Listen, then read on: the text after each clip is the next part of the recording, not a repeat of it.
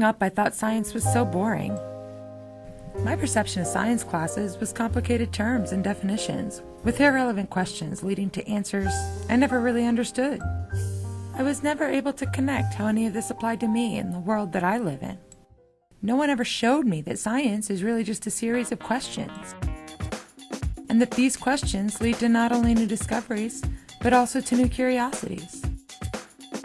The best part is how exciting and mysterious all of these real-life questions can be.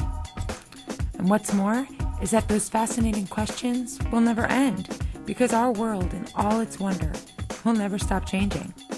During my internship with COSEE and the REPT program, I obtained invaluable insight to what science really is.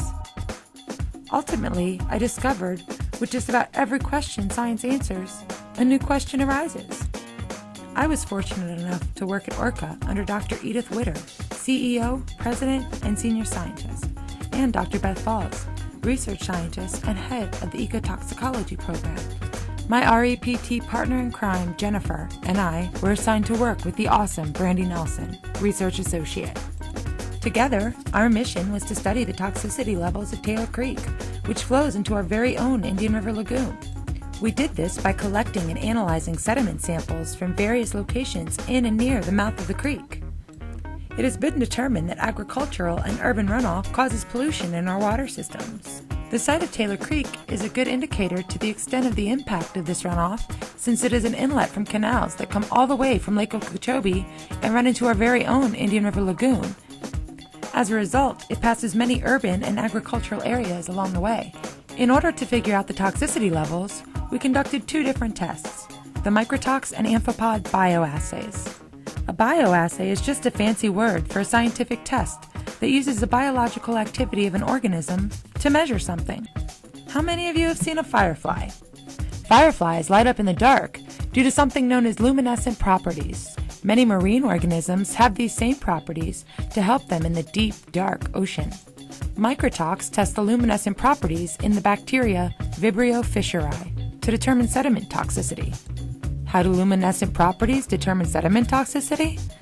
Well, when these bacteria are exposed to toxins, they don't light up as brightly because they aren't as healthy. Our amphipod assay monitored survival rates among amphipods exposed to the same sediment. If the microtox shows a different level of toxicity in Taylor Creek than the amphipod bioassay, what could be some reasons for that variation? Upon the conclusion of our microtox bioassay, we were able to determine that this area is in fact quite toxic. So our question was answered. But wait, how does our data compare to similar studies conducted prior to our project? What specific toxins are present? Where do the toxins originate? How do the toxins affect life forms inhabiting the area? Once we completed our project, I found the research actually sparked new and exciting questions. Questions I wish we had the time and resources to answer. The questions are endless, and scientific inquiry is how they can and will be answered. This research project showed me that while science can be used to answer basically any question, there is no way to answer all questions. The information we obtained from the experiments only brushed the surface of understanding toxicity of these 5 Taylor Creek sites.